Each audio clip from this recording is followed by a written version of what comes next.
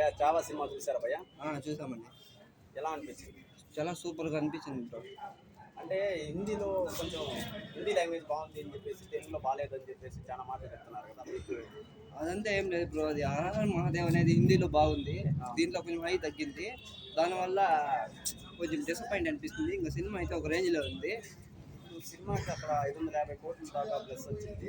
ఇంకా అంటే తెలుగులో ఎంత రావచ్చు మీరు అనుకుంటున్నారు? తెలుగులో ఒక 1000 కోట్లు రావచ్చు బ్రో. అంత అంత హై పుట్టించింది సినిమా. అంటే మీకు ఏ సీన్ బాగా ఎక్కువ నచ్చింది? ఫైట్ సీన్స్ అంటే కొన్ని గూస్ బంప్స్ కూడా వస్తాయని చెప్పేసి కూడా చెప్తున్నారు బ్రో.